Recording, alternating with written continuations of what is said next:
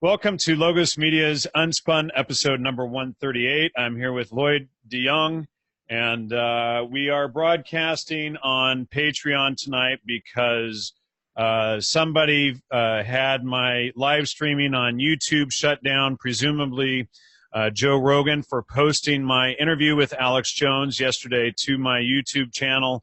So we have to get that cleared up. And, of course, from what I understand, Rogan has the ability to have people's channels shut down.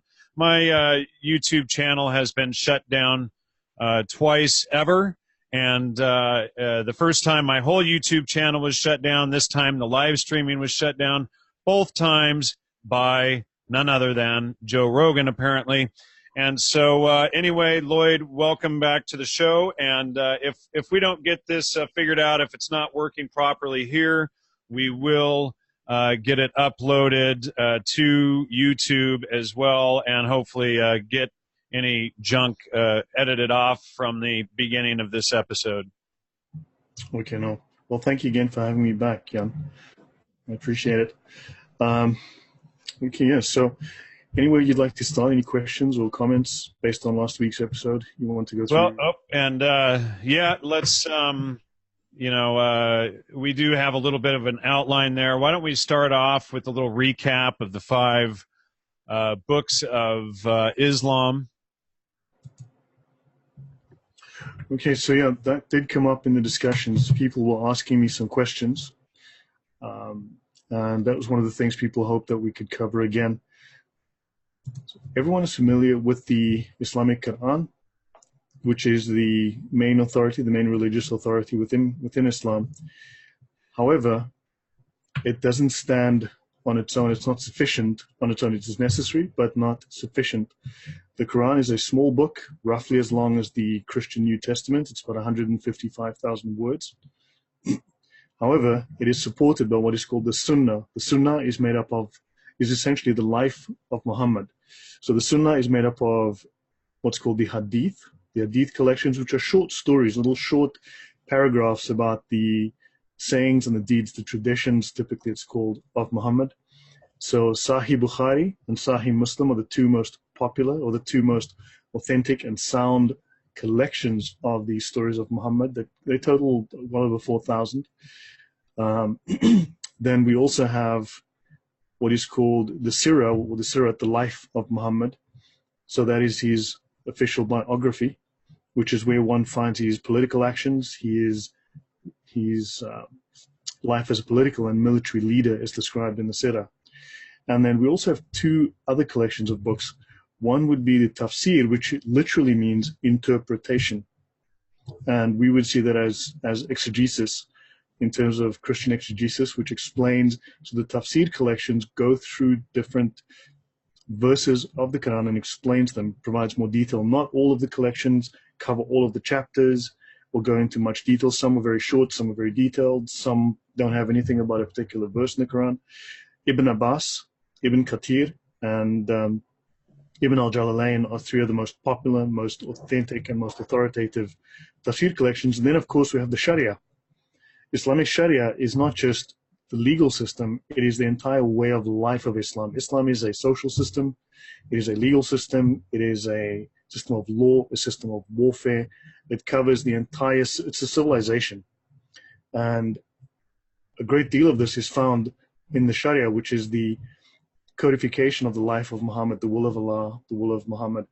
And the most common, and there are numerous Sharia manuals, but the most common Sharia manual, and this question did come up, is what is called Reliance of the Traveler, also known as in Arabic as the Umdat al-Salik. But the Reliance of the Traveler, if you look for that, that is the most common, the most sold, the most bought, the most owned, the most recommended. Just be careful banging on your table there. Sorry, my bad, yeah. My mic is desk mounted.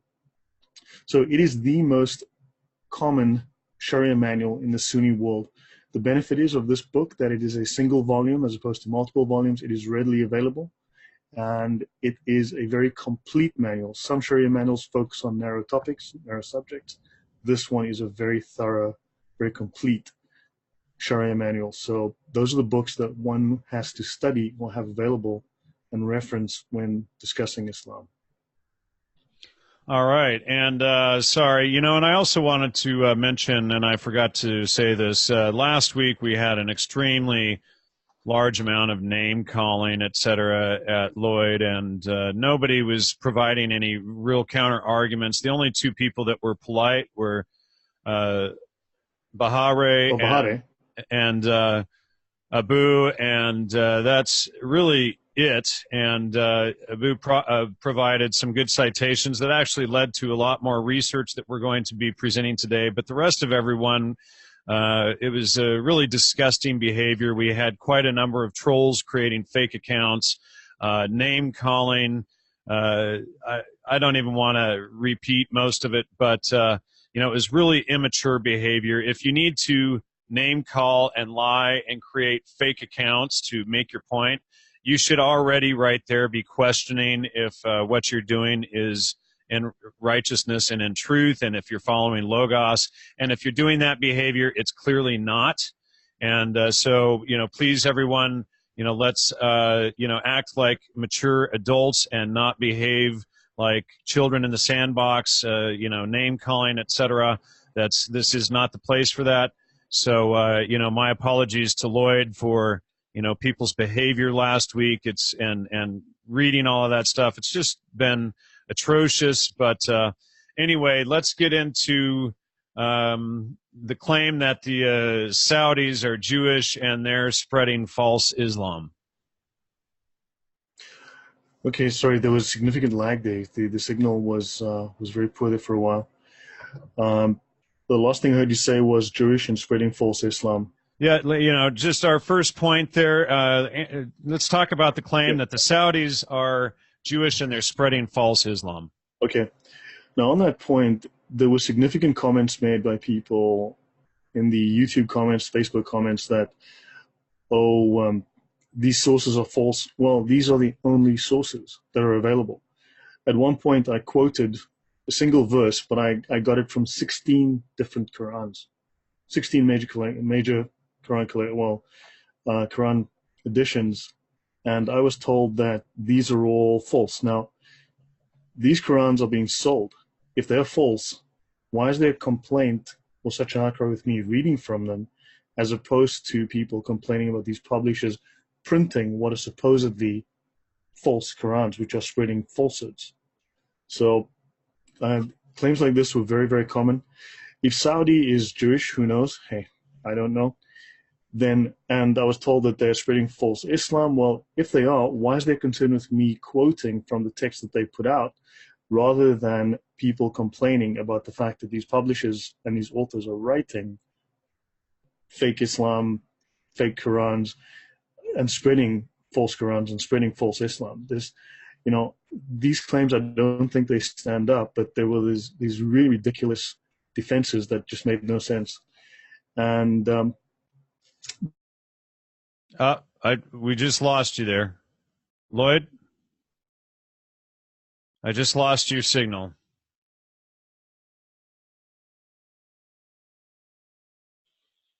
Hello, Lloyd. Where'd you go? Boy, what an evening! My goodness. Insufficient. Lloyd, we lost your signal there for a little bit. You're going to have to repeat about the last 20 seconds. My apologies. Okay. Yeah, I'm also encountering streaming issues here. Yeah. So I'll go back. So the question was the Quran. I was told that by numerous people that the Saudis are not representative of true Islam. If that's the case, why is there no outcry about them? There's an outcry about me reading the Qurans and things that they publish, but that seems a little hypocritical. And then I was told that besides the Quran, all the other books are irrelevant.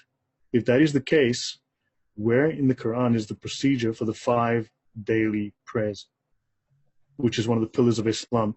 If the other books in Islam are unnecessary, that's the Hadith, the Sirah, Tafsirs, the Sharia, if those are unnecessary, then please show me where the description of the procedure for the 5 daily prayers is to be found in the Quran.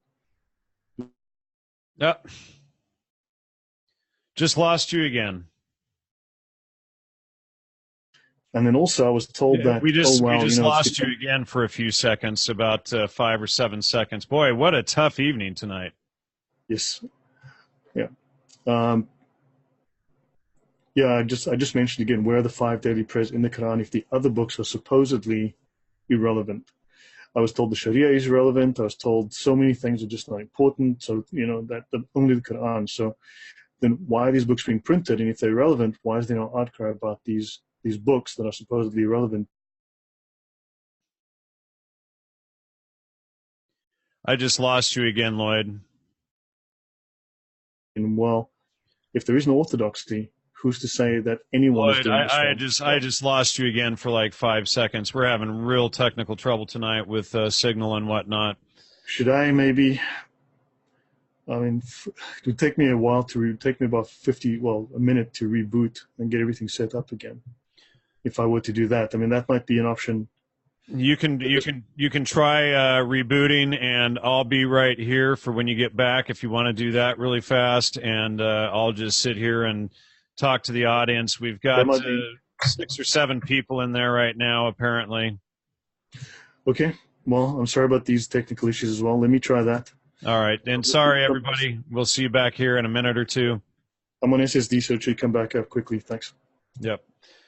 So, wow, what a headache today, folks. Again, the live streaming on my YouTube channel was shut down for a quote-unquote violation of YouTube's community guidelines for uploading my interview with Alex Jones about Joe Rogan to my channel, and and telling people not to do drugs. That's apparently a violation of community standards now, as well as I've noticed that I've been having posts from Facebook and YouTube demonetized for speaking out against pedophilia. I want to show people this here as well so that they can see how much my channel is getting demonetized just for exposing this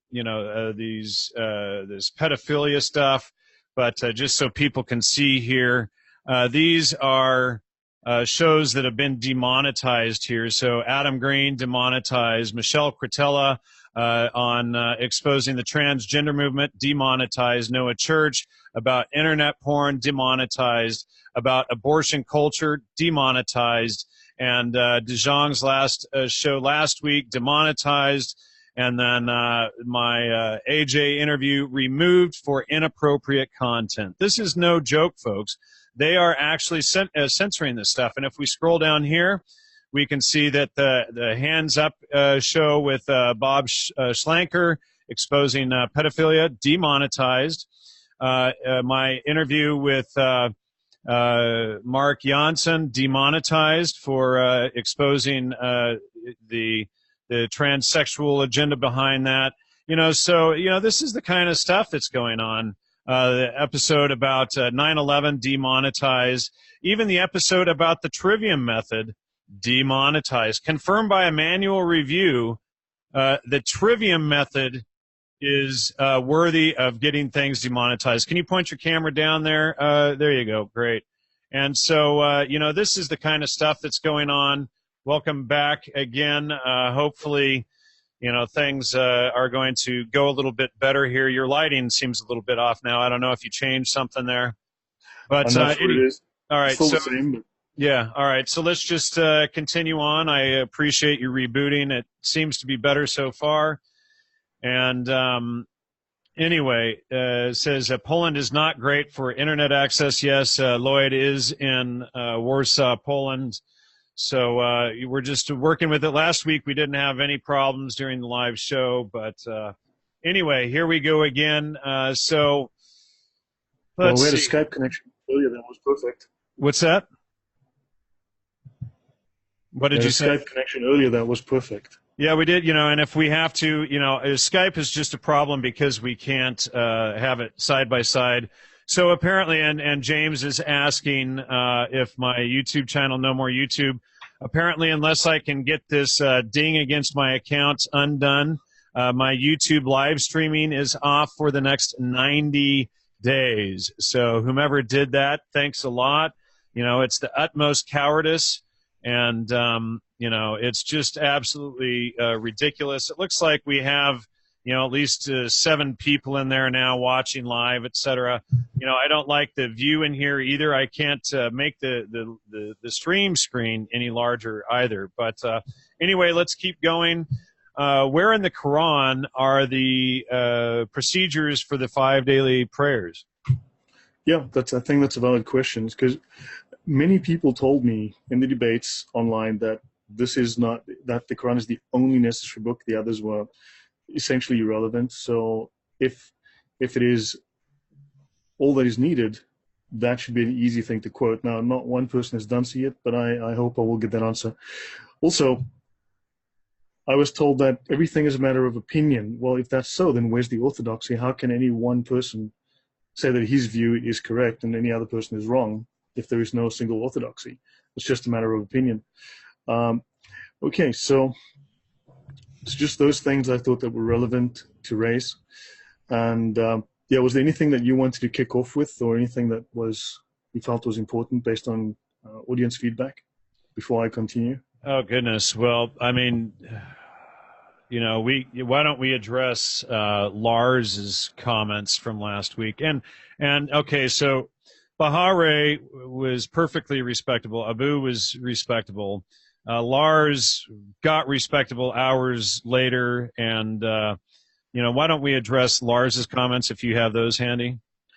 No, I don't. I can barely remember. It was a lengthy discussion with him. He was saying that you were talking about Allah and female goddesses. Oh. Okay, to get to that point, just to keep it short and get out the way.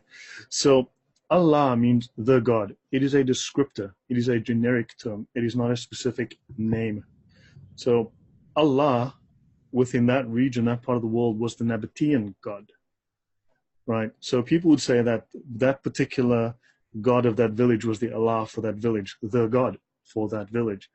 And then he raised the issue of additional gods. Now, note that Allah is the Nabatean God. Nabatea would be what we know today as Petra.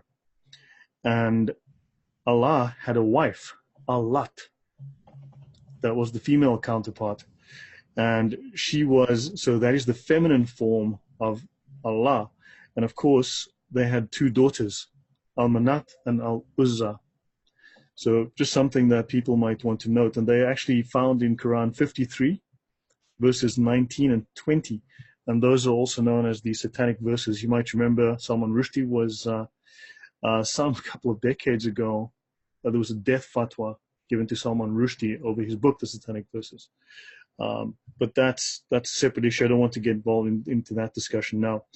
But I will mention it from a historical point of view. There is also a generic Hebrew name for the Christian God, not his actual name, but a generic term. So, and this term in the Old Testament is Elohim. Allah, Elohim. And what is interesting is that in the Hebrew, Eloi is singular. The dual form is Eloha, and Elohim means 3 or more, which would, even in the Old Testament, going back thousands of years, imply the Trinity, that God is 3. Absolutely. But do notice that the verb that accompanies Elohim is always singular, masculine, singular. So every prophet used that name, Elohim, and it is mentioned over 6,000 times, I believe over 6,800 times in the Bible. It doesn't appear once in the Quran, never used once by Muhammad. Just wanted to mention that point. That I thought might be of interest, since we were discussing the name. Yeah, interesting. And of course, while the Trinity,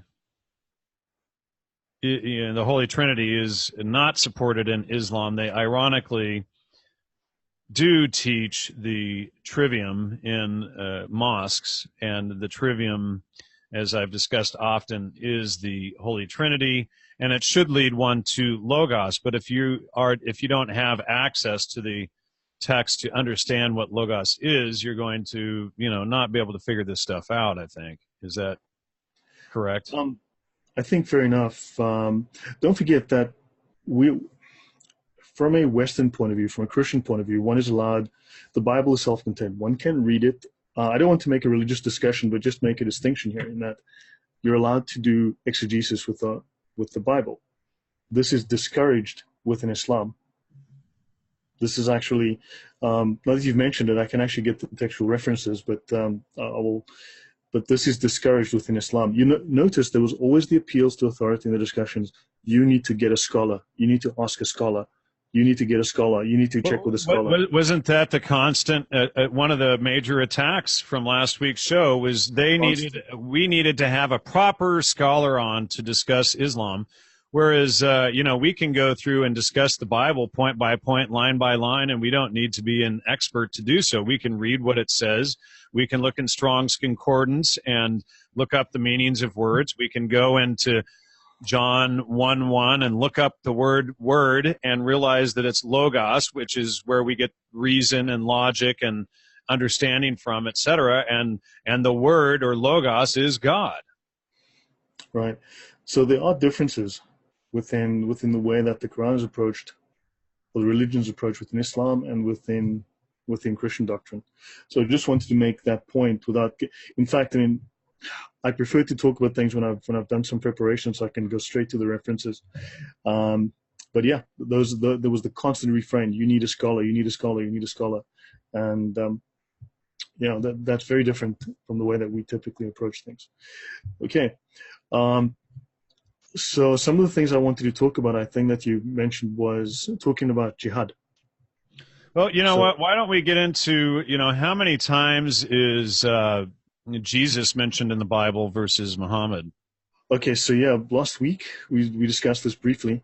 Muhammad is mentioned 4 times in the Quran, and Jesus is mentioned 93 times. And we also discussed last week that this is the Quranic, the Islamic interpretation of Jesus and not the Christian understanding of Jesus. For the most part, certainly yes. The version of Jesus that we find in the Quran is taken from the infancy gospel of Thomas, which is heretical. As I mentioned, to recap. Yeah, that's a Gnostic text. Correct. So Muhammad is married to his first wife by an Ebionite priest, man called Waraka. And the Ebionites believed that Jesus was a man, just a man. And these teachings that he received from this monk or priest made its way into the Quran. So there are numerous of the heretical stories in the Quran that's littered with them that are considered heretical then, or at least are considered heretical today, were heretical then, that no one takes seriously, have never become Orthodox Christianity. And I'm just going to let people know here that it's likely that for the next 3 months, and I was planning on moving the show to Patreon anyway so that we could get more funds to do research because they've been trying to push me out. But it's likely that for the next 3 months we'll be having to do the show through Patreon. So I appreciate everyone's support on here. I've made this episode free tonight, but I won't be able to afford to do that every night, So anyway, let's go to the next point here. Let's get into the Quran QA site, and they have 11 million hits per day. Why no outcry about that website? And because we quoted and showed on screen last week exact Quranic quotes. And so why are people attacking you and not the Islam QA website? Yeah, so some of the information that I receive is taken from Islam QA, and I showed those links last night live as I was working. Now, they get on average 11 million hits a day, and they peak at 16 million hits a day. Now, I was told that my information is false. Many people just simply made those broad statements. And this is one of my sources. It is the largest Islamic website in the world in terms of its questions and answers, and also it issues fatwas, essentially a ruling from a cleric on an issue, a holy ruling, a religious ruling on an issue. So if they're putting out 11 million bad rulings a day, You or mean if they're putting out bad info, why are people not complaining a about bad me rulings a reading day? those rulings? I don't think you mean 11 million Yeah. bad rulings a day. Or Oh, you? no, sorry, hit today. My bad. Yeah, my bad. Yeah. All right. So if people are taking, if this site's getting 11 million hits, that's 11 million people potentially reading false information. Why is they concerned with me reading what they're saying rather than the fact that this website is filled with falsities? If that is the case, shouldn't the issue and the concern be directed at the website? Why is the concern with me reading what they're saying, which are public statements? Yeah, that's a great point, and of course, nobody, what we had was people saying, one of the attacks that I got was that we are left-brained, and you have to have wisdom to understand that. Well, what is wisdom? Wisdom comes from understanding grammar, logic, and which is knowledge. Grammar, logic is knowledge and understanding, and expressing it through wisdom. And these people are name calling rather than using wisdom. And if they have so much wisdom, why do they need to name call at you for quoting these very texts off the Islam QA website? I mean, it makes no sense. So if there is a problem with the text, people need to question the text. If there is a problem with the Islam QA website, people need to question that. They shouldn't be attacking us for citing and quoting verbatim these texts. So And also, how is every single English Quran translation somehow wrong? Everyone was lambasting all of the quotes I'm making. I used 16 different Qurans. How can they all be wrong? How can the authors, the publishers, the printers all be wrong? Right, and my Tajweed Quran is signed off by the heads of several Islamic countries and Islamic leaders at several. The back of the Quran has, and I left it upstairs again. I'm going to have to go run up and grab it again. But the back of my Quran has certifications that it's a certified, accurate translation. Correct. So, hence, I use these authoritative sources. Right. And so again, this goes back to, if the translations are incorrect, the people, the publishers of these Qurans need to be questioned. The people who certify these Qurans need to be questioned. But then, the next question is, what is the proper Quran then? Which one is correct? And so, yes, and people are asking if it's still live. Yes, we're still live. And I think, I'm going to let you talk for a minute. I'm going to go run up again and grab my Quran. So I apologize for that. Go ahead while you answer. Okay. The point to note is that 85% of Muslims are not Arabic speaking. So these people then have to utilize these translations.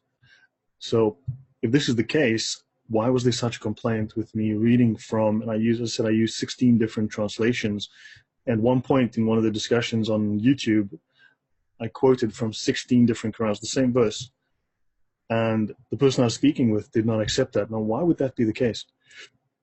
So, again, if we cannot trust these Qurans, why is the concern with me quoting from this Quran rather than going to the source and saying you are printing falsities? Are these claims true? Because obviously these claims were not substantiated, were not verified, but these claims were made. And I think this is a form of dishonest argumentation. I'm just showing some of the certifications in the back. This is, again, the Tajweed Quran, okay? And this is just some of the certifications in the back here. And there's quite a few of them. There's more. So if these Qurans are incorrect, is it our fault for reading them? Or is it the fault of those who certified them and published them? This one is, let's see, Damascus, Syria, P.O. Box 30268 by Dar al-Marifa. And,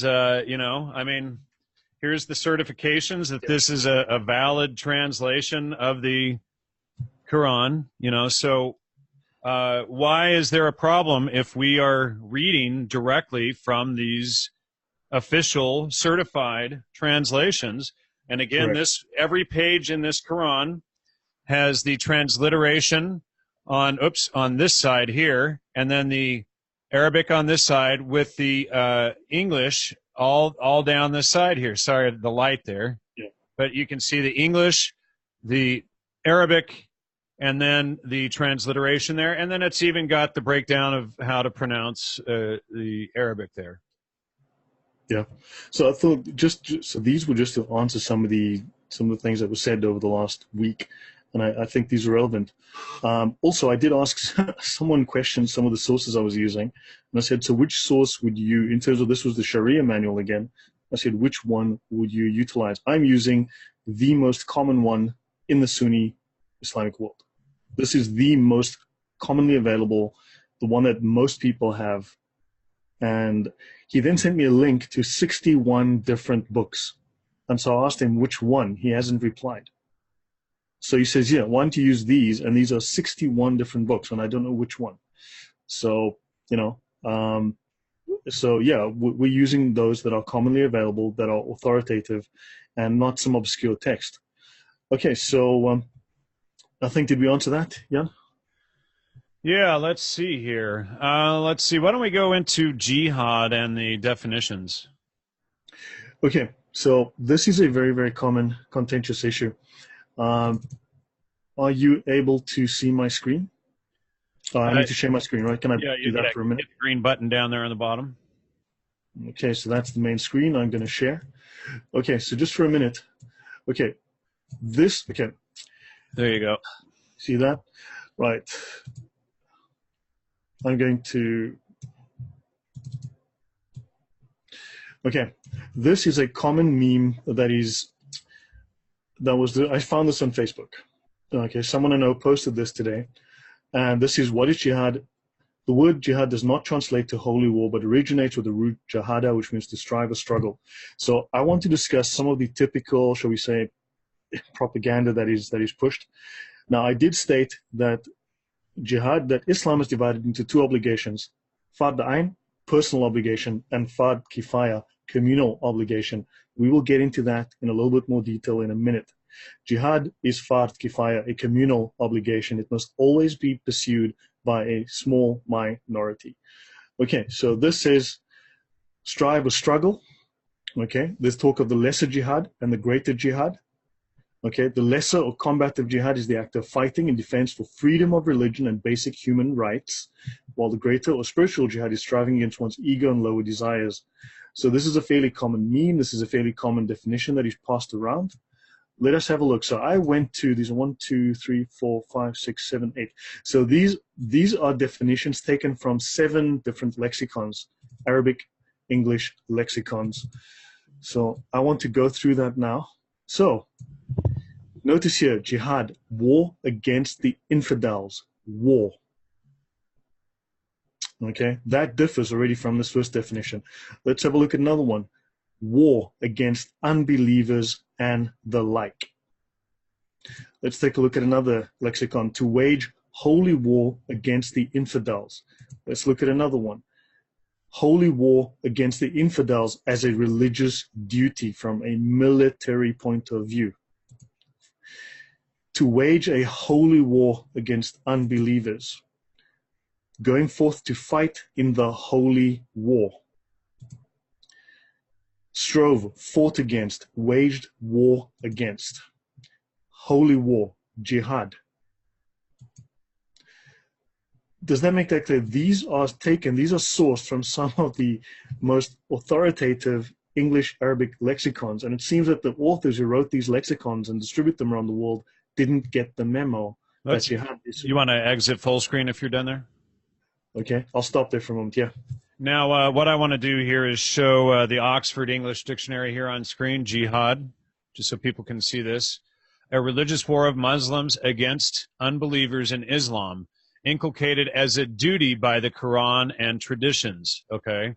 And a war or crusade for or against some doctrine, opinion, or principle, war to the death. And that is from the Oxford English Dictionary, the largest, most authoritative English dictionary in the world. Right, and I used 7 different lexicons there. I can provide the link I can provide a link to online lexicons. We can add this to the Facebook show afterwards. I can offer that link. Remind me. I will post it. You can read those definitions for yourself. 7 different authoritative Arabic English lexicons that didn't get the memo that jihad just means to strive or struggle. In other words, go to the gym, eat less McDonald's, and, be a better person. Jihad has a very specific meaning. Yes, in the dictionary, it means to struggle. In the Sharia, and I'll get to that, it has a completely different meaning, which we've just elucidated. Okay, so let me go on then. So I will go. Can I share my screen again? Yep. Because I need to provide numerous different references. Again, people can check these for themselves. Okay. Okay, so there are 4 schools of jurisprudence, of Sunni jurisprudence. Okay. Hanafi, Maliki, Shafi, and Hanbali. So all of them teach that jihad is extreme and strenuous warfare in the path of Allah. Okay, call to the true religion and war to whoever refuses to accept it. Jihad is when a Muslim fights an infidel, fiercely fighting infidels or fighting infidels. Okay, so that Allah's word reigns supreme. Let's go down. Let us look at, make a note, war is deceit. Very often I will see comments about, from Mossad, by way of deceit, you will wage war. Well, Muhammad said the very same thing, and long before Mossad said it. Okay, that is the reference, Bukhari 52-269, in the book called Fighting for the Cause of Allah, Jihad, Hadith 269, volume 4. Okay, so notice, I want to talk about jihad. I want to show you all of the references. Now, again, Lars mentioned the pledges of Aqaba. Lars did mention that. He said that, look at the first, now he spoke of the second pledge and then quoted the first pledge. Now, this is the life of Muhammad, the Sirah. This is his official Islamic biography, page 208. When Allah gave permission to fight to his apostle at the second oath of allegiance at Aqaba, it contained conditions involving war, which were not in the first act of fealty.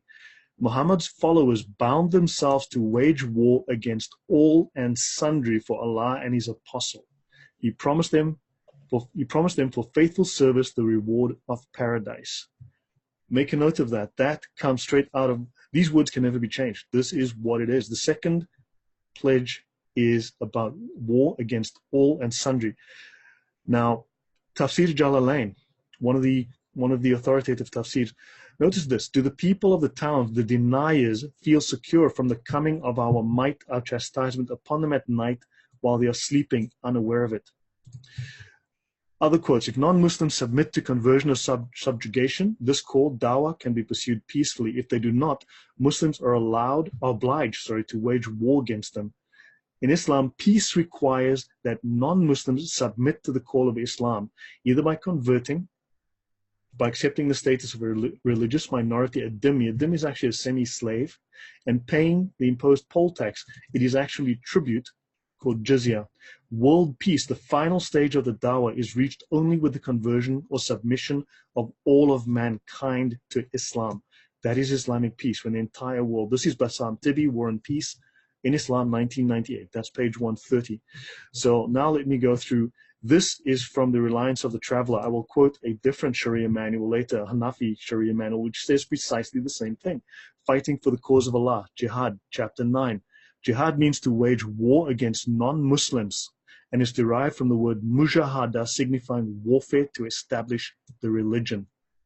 The scriptural basis, and I'll get to the lesser and greater jihad, the scriptural basis is taken from Quranic verses such as fighting is prescribed for you. Slay them wherever you find them. Fight the idolaters utterly. Those are Quran 2:216, 4:89, and 9:36.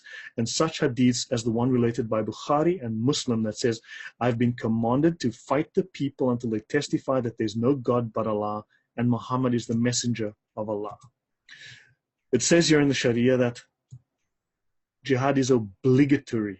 Jihad is a communal obligation defined in C 3.2. When enough people perform it, it is no longer obligatory upon others. C 32. This is a second distinction between obligatory acts is made on the basis of who is called to perform them, namely whether an act is personally or communally obligatory. So A communally obligatory act is what the lawgiver requires from the collective, not from each of them, such that if someone undertakes it, then the obligation has been fulfilled and the responsibility of non-performance is lifted from the rest. Now, for this, I need to go to a different reference. I'm going to use a different Sharia manual. I need to move this because I really need to drive this point home. Now, these words are taken. So the Muslim Brotherhood is an organization that has at least 100 million members. Their main imam has a weekly show. He gets 60 million members that tune in every week. I know you'd love to have those numbers, Jan. So the author of the Majma al-Anar fi Shar Muntak al-Abar, in describing, so this is Hassan al-Banna of the Muslim Brotherhood. Now, something that I hear constantly is, what about the KKK? First of all, the KKK is irrelevant. They have less than 6,000 members in a country with 350 million people. This man, his organization, has at least 60 million people listening to what they say every week. 6,000, less than 6,000 members. The Women's National Basketball Association has more members than the KKK has. They are irrelevant. They don't hold territory. They don't run the government. They are utterly, they're ridiculous, right? No one takes them seriously. So it says, in describing the rules of jihad according to the Hanafi school, he said, jihad linguistically, dictionary definition, means to exert one's utmost effort in word and action. In the Sharia, it is the fighting of the unbelievers. In the Sharia, it is the fighting. All possible efforts are necessary to dismantle the power of the enemies of Islam, including beating them, plundering their wealth, destroying their places of worship, and smashing their idols. This is ISIS. This is what they did. So this means that jihad is to strive to the utmost to ensure the strength of Islam by fighting those who fight you and the dhimmis. Okay, it is fard, obligatory, to fight with the enemies. So we, as people who do not accept Allah and Muhammad, we are the enemies of Islam. The Imam must send a military expedition to the Dar al-Harb, that's the house of war, every year, at least once or twice, and the people must support him in this. And now we're going to talk about those packs of lone wolves that have been plaguing the West. If some of the people fulfill the obligation, the remainder are released from the obligation. If this fard kifaya, communal obligation, cannot be fulfilled by that group, then responsibility lies with the closest adjacent group, and then the closest after that. And if the fard kifaya cannot be fulfilled except by all the people, then it becomes fard ain, an individual obligation. Those are our packs of lone wolves committing jihad.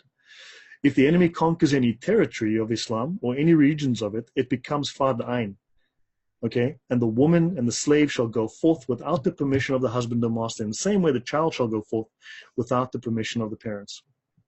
This is formally how jihad is defined. I will go back up here. So, any questions so far? I need to go to one or two more references. No, I'm just any questions? I'm just following along. I don't see any questions from the audience here yet either. Okay, so let me go back up to the top. I need to find.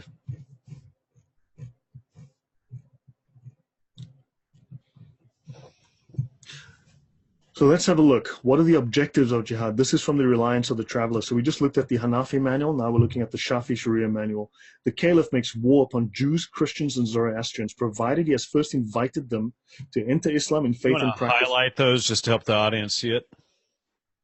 Yeah, there you go. Let me just.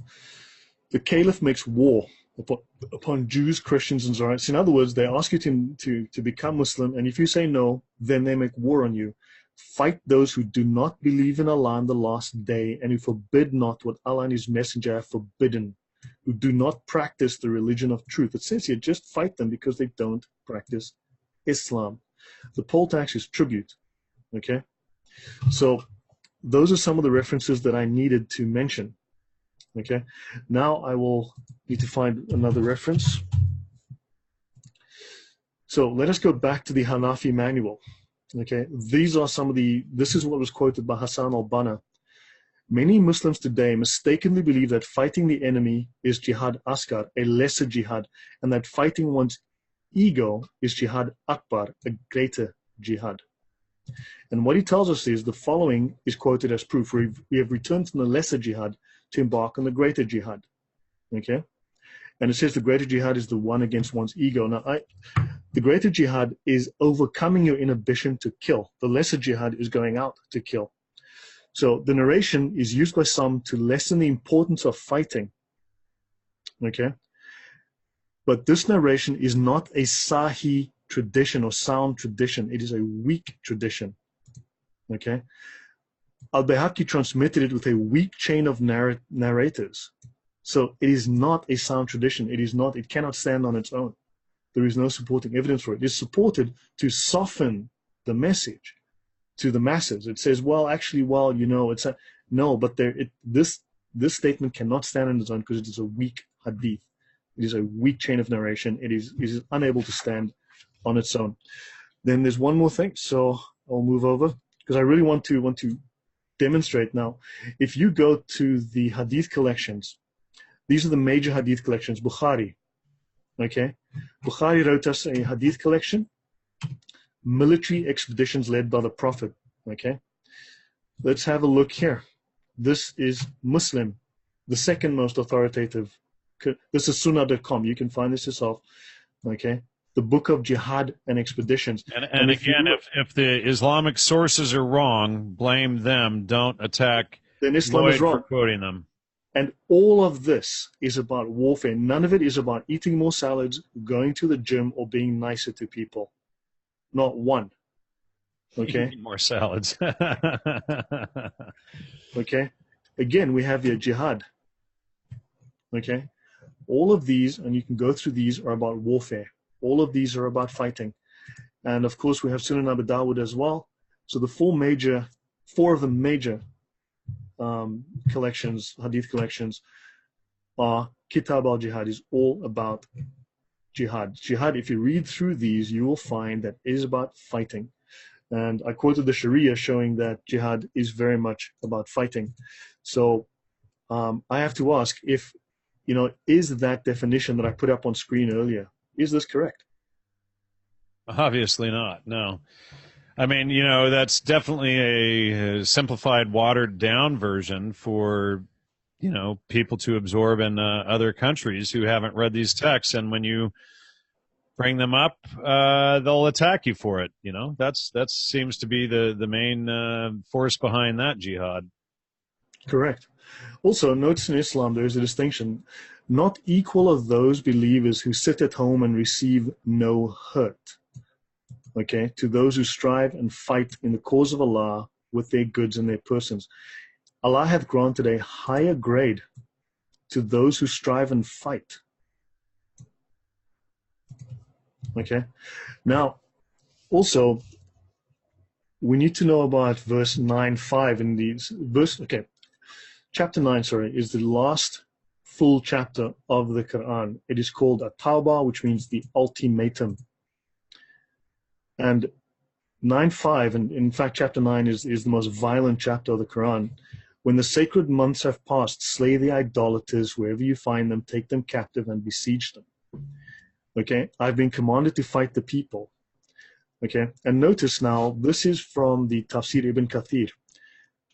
The ayah 9:5 was called the ayah of the sword. It abrogated every agreement of peace between the Prophet and any idolater, every treaty and every term. Ibn Abbas, who was the most famous of the Tafsir commenters, said, no idolater had any more treaty or promise of safety ever since the surah was revealed. Now, go back to 9:5 there. That's the whole quote there? Yeah. Yes. Okay, so between the Prophet and any idolater. Now mine says, but when the forbidden months are past, then fight and slay the pagans wherever ye find them. Agreed. These will differ from Quran to Quran. For instance, now there are translations that are, shall we say, softened in their meanings. For instance, when we talk about deception within Islam, right? They will talk about you'll say, they plotted or they planned or they schemed, and Allah schemed, and Allah is the best of schemers, the best of planners, the best of plotters. But when you go to the Arabic, just take the Arabic, paste it into Google. 90% of the time it works great. That word, without going into specific detail right now, is makara or makr. Okay, Allah's makara. He uses makr, deception. When you go to Lane's lexicon, for instance, and when you go to Lane's lexicon and you actually look at this word, it is deception. There's no doubt. It's not ambiguous. It is deception. It is to lie, and I'll go through the details. I have some notes prepared for that. Here's a list of some resources you might find useful. Okay, QuranIndex.net, QuranX.com, very, very useful website. Here's an Arabic English lexicon you can go to. I've had jihad preloaded here. Okay, and while that's loading, and then of course we can word search in the Quran. So this Quran.com. So these are some very useful resources. This brings up all of these lexicons. Okay, and you can find strived, fought, waged war against. Okay, so you can go through, and there's a whole list of these in Arabic as well. So sometimes the words have been altered in the English translations to make them a little more palatable to the West, or to people reading them, so it doesn't seem as violent. Any comments or questions there? No, and none from the audience either. If they have any questions, they're not posting them up there. Okay, so verse 9:5, a couple things. So we have slay the idolaters wherever you find them. Okay, then we have 9:6. Okay, those who don't submit will be killed. Okay, don't make treaties with non-Muslims. Treat converts to Islam, but kill those who refuse to convert. Okay, 9:12, fight the disbeliever. Allah's on your side. 9:23, don't make friends with your disbelieving family members. Okay, these are things you can look for. You can read that chapter for yourself. Wow, that's entirely different than the Bible.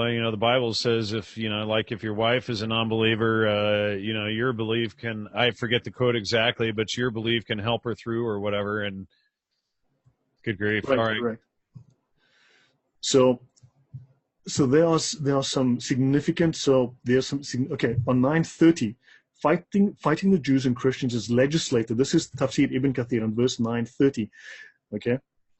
Fighting the Jews and Christians is legislated because they are idolaters and disbelievers. We are considered idolaters. We worship the cross. We worship idols of Jesus, for argument's sake. They see that as idolatry. Right? Don't forget, so Allah the Exalted encourages the believers to fight the polytheists. We worship Jesus, God, and Mary, according to what's in the Quran. Yeah, so they say the Trinity makes it, polytheism. Yeah, correct. Disbelieving Jews and Christians uttered this terrible statement against Allah. Okay, utter lies against Allah. Yeah, they claimed Uzair was the son of God, and the Christians. Okay, so I'll stop there. I think I've said plenty. But I've taken from various sources. These are this is the Sharia. So at the end of the day, there's one more that I can quote, which I'll get to that in a minute. But yeah, any questions, Jan? I was wondering if you wanted to, compare, or should we wait till the next episode if you want to compare Jesus to Muhammad? There's some points that we haven't covered yet. I guess, we did cover Elohim, and we did Allah, the Nabatean God. Okay, so I'll skip the section on jihad for now. There's more that I can cover. There's actually we probably have 10 minutes left since we started late. That's fine. No, let's keep going with as you stated.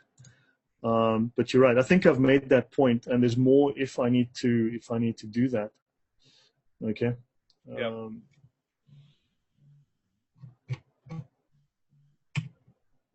Okay, so I'm going to. Should I share my screen again? Yeah. Sure. Go perhaps ahead. I should do that. Okay. Now, thanks for letting me go on that long monologue. No worries. But I really wanted to hammer that point home, and there's significantly more that I could cover. But okay, let us compare the founders. Okay. Not the followers. I will discuss the followers in brief, but let us talk about the founders. This is something that one can also. Let's look at Jesus versus Muhammad. Okay, according to the doctrine that we have in the Bible, the Quran, and the other books, Jesus did not kill anyone. Muhammad is estimated to have killed 3,000 people himself. Jesus led no armies. Okay, Muhammad led armies, and he fought in anywhere from 66 to 100 battles and raids. That number varies, but those are the numbers that we do have. Jesus did not own slaves. Muhammad took 1/5 of all slaves captured in battle as booty, and he owned numerous dozens of slaves. Jesus never married. Muhammad had anywhere from 11 to 22 wives, 11 at one time, up to 22 wives over his career as and then the youngest of whom was 6 years old. Now, someone tried to front load that one by claiming she was 18 or something, but I can get into lengthy detail about her age. There's numerous Quranic references, or numerous references to her being 6 and 9 when they consummated the marriage. Jesus did not torture anyone. Muhammad, when he conquered Khaybar, or Khubr, as it said when I was in Saudi, the last Jewish settlement in Arabia, he tortured the chief, Kinana, K-I-N-A-N-A, because he wouldn't say where the treasure was hidden. He built a fire on his chest. Jesus never lied. Muhammad permitted lying, okay? He did also say war, as I showed earlier, war is deceit. And this is a subject worth covering, possibly another show, because we may well run out of time, but we can cover the issue of Islamic deceit. I will briefly cover that towards the end. Okay. Jesus did not order assassinations, and we can read several accounts in the Hadith of Muhammad having men, women, and children killed, assassinated. He ordered their deaths, okay, including a baby at one point that was killed. Okay, Jesus never forced conversions. Now, some of his disciples left him. Okay, he allowed them to go. In Islam, if you turn away from Islam, the penalty is death. That's apostasy. Muhammad forced conversions, and he said, whoever changes his Islamic religion, kill him. Again, we can go into detail. I can cite all the references for that. Jesus forgave insults. Forgive them, they know not what they do. This is called Sab al-Rasul, and it is avenged in Islam. And people who do that can be killed. People were assassinated. There are examples of those in hadiths. Jesus did not allow rape. Muhammad allowed rape of captured women, even if married.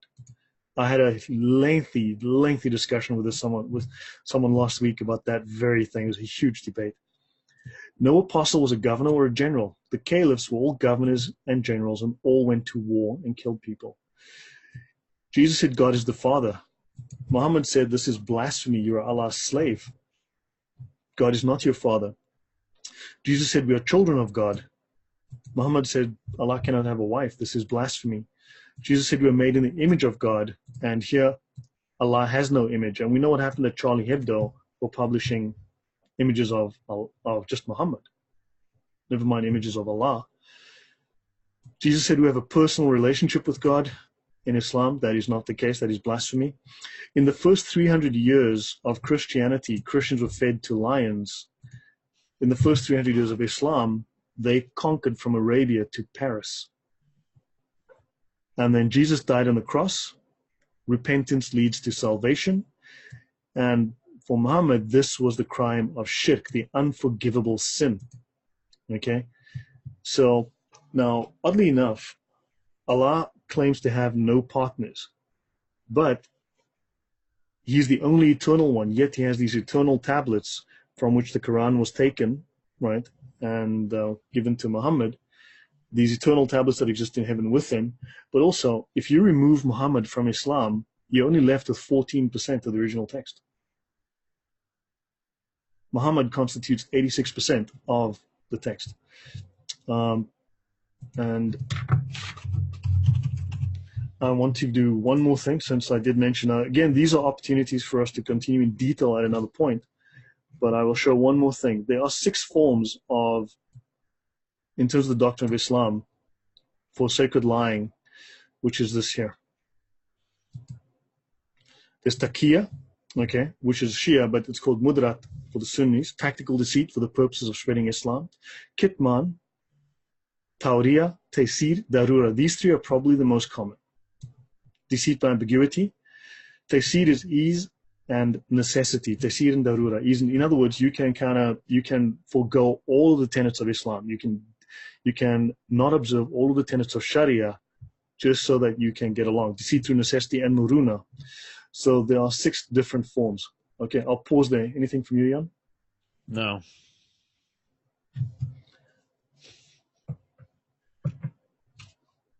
So these are now, actually, hold on. Let me give one more quote. I will just read this.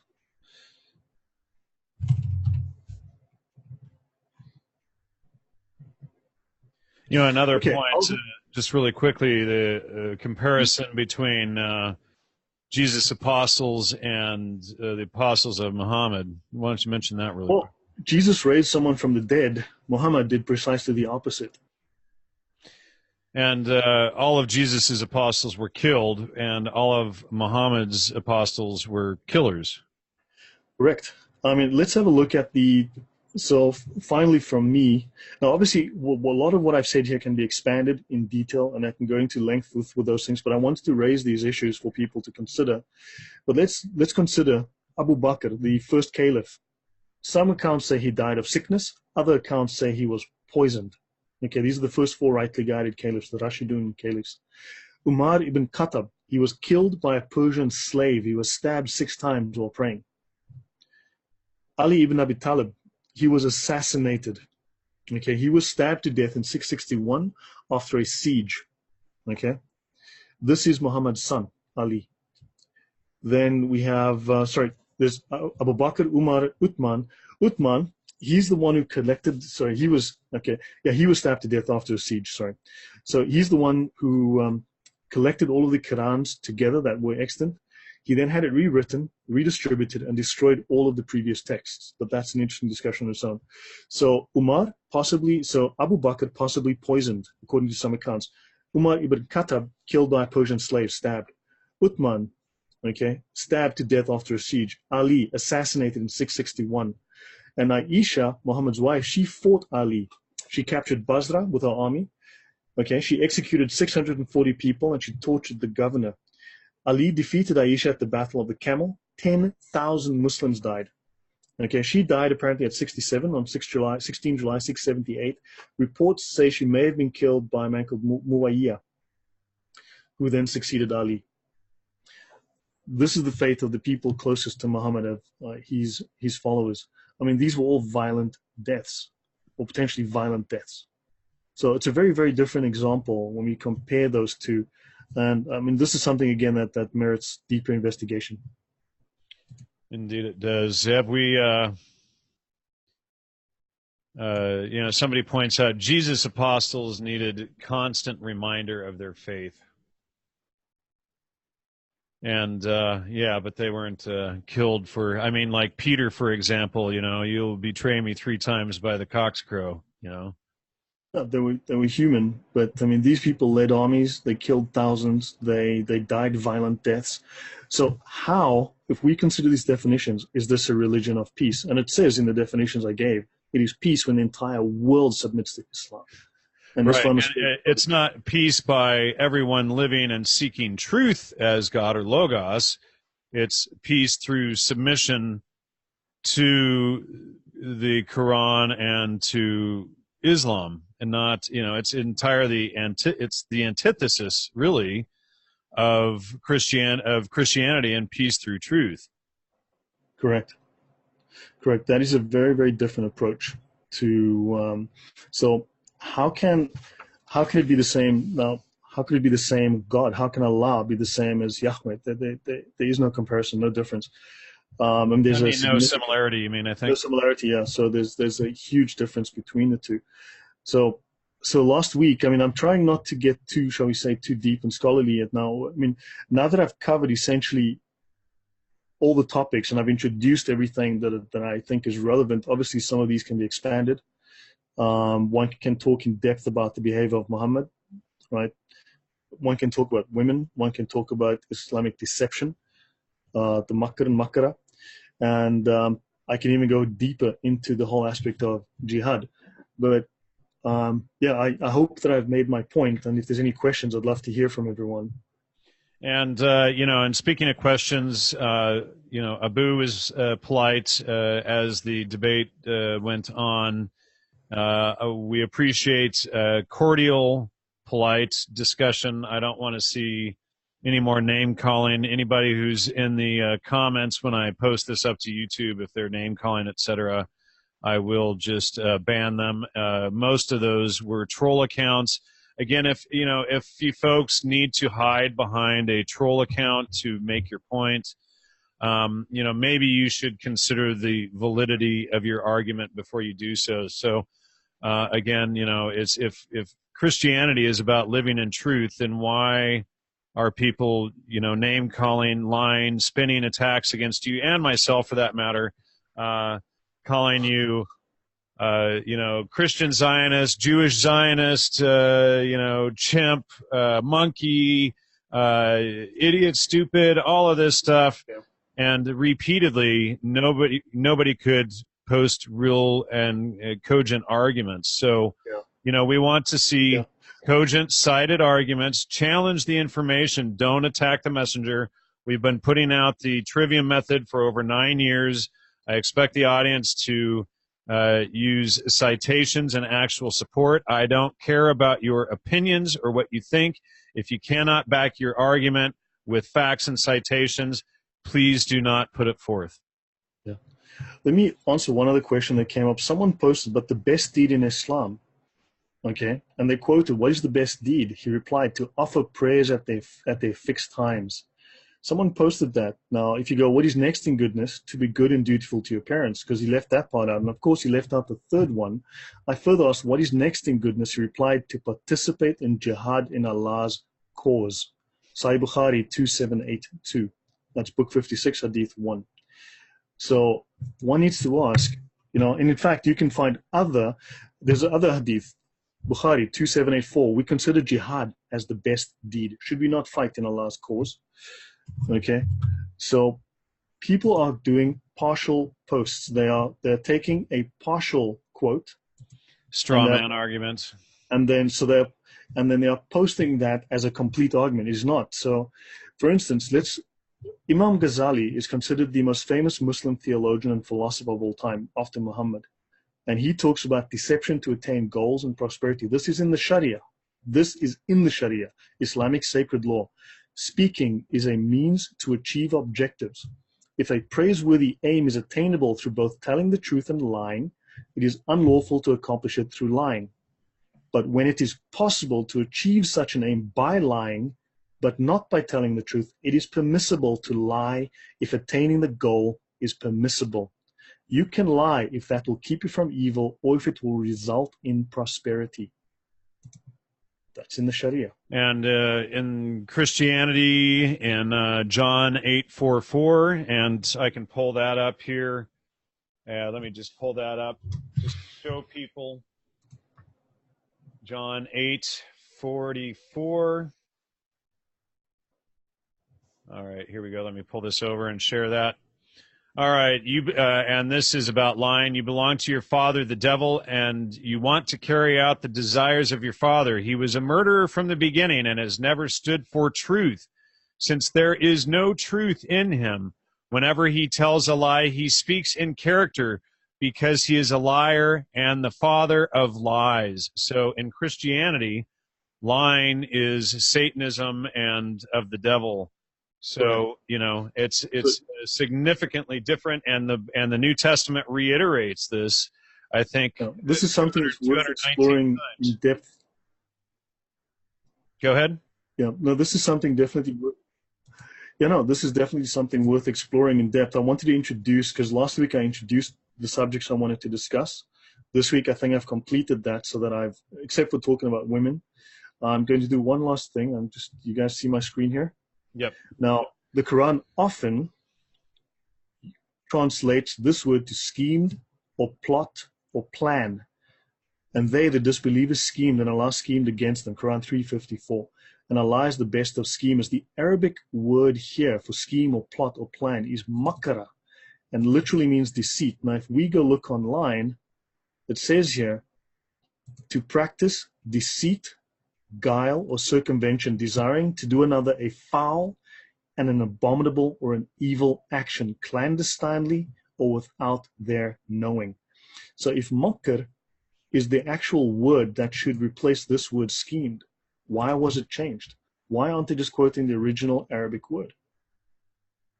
So this states that Allah is the best of deceivers.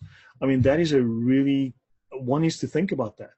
He practiced an evasion, a shift, an artifice, a contrival, a machination, a trick, a plot, a stratagem. So sure, one can take many of these, but the actual word here is deceit. That's the first word listed, deceit. Something to bear in mind. And this is, I would challenge people to stop and think about, that Quran. How accurate is it? How faithful is it to the original? Now, unfortunately, Bahare just managed to show up, and I'm going to upload this to YouTube, and hopefully I'll get that done right away here. But unfortunately, and Bahare, you and Abu were the only two people who were cordial and polite last week. Well, I enjoyed the chat with Abu. I need to thank him for really in-depth and really good conversation. I enjoyed that. And I appreciate the both of you being the only two cordial people. And, so much appreciated for that. We will upload this to YouTube and ask that everybody be cordial and polite. Again, we will not allow any name calling and all the stuff that happened last week. But I think you've made your case quite well. I think, everybody here should know the trivium by now. Again, please supply your citations and direct quotes, just as Lloyd has done. And Bahare says, tardy to the party as usual. But anyway, thank you, everyone. I think this is a good place to stop. Unfortunately, she just barely made the last 2 minutes of the show. Unfortunately, I didn't see Abu show up tonight. But I'll look forward to reading your comments and hopefully seeing more polite behavior this coming week as we prepare for the show for part 3 for next week. And that should be a good place to wrap it up. And if I could get everyone's questions, I think I've introduced this. If I can just get everyone's questions, ask me what they'd like me to expand on. And, you know what? Polygonal had asked a question here. He says, rabbis, and you may not be able to answer this, but rabbis have said that Islam is the broom of the Talmudic Judaism. What do they mean by this? It is said that Muhammad is descended from Ishmael, and Jews see non-Jews as soulless, non-human, and Islam seems to grant the slaughter of non-Muslims. Could Islam be a creation of Talmudic Judaism? Look, this is beyond the point scope I want to do. A lot of people have tried to lure me into their specific conspiracy theory. Now, it may be true. Look, I had someone say it's based on Catholicism. The Catholic Church did it. It could be Martians. What do I know? Right? Right now, it is what it is. It differs significantly from Christianity. I think we've demonstrated. It differs significantly from Judaism. And in fact, I can do an entire segment just on the whole story of the Jews, because in Islam, it is compulsory and obligatory that all of the Jews be killed to bring about the end times. If you thought Islam hated Christians, man, they need to wipe out every Jew on the face of the planet. Right. Well, you know what? I would just like to see people start following truth and natural law. My goodness. Enough stuff already. That's just such a glaring difference between the religions. And anyway, anything else to add? Somebody asked about 9/11. We don't want to go into that. That's not what this is about. But anyway, any other questions people have for the night before we wrap it up here? So I'm going to presume that the show next week will be through Patreon and this thing, if not, some other platform. But, we had talked about moving the show over to Patreon anyway. They may consider this episode against their policy because we're actually discussing facts about Islam. They don't allow talk about anything Christian or truth-based or whatever, and if you're white or conservative or anything, apparently that's illegal discussion these days. This is I think, more political discussion and military in terms of what impacts us as Westerners in a political level. We're not discussing what color beard God has, which is entirely irrelevant to the issue. Yeah, does truth have a beard at all? And so, all right. Well, that looks like a good place to wrap it up. And thank you, everybody, for participating who made it here. Sorry for the confusion. And, whatnot, and see you all next week. Thank you very much. Good night.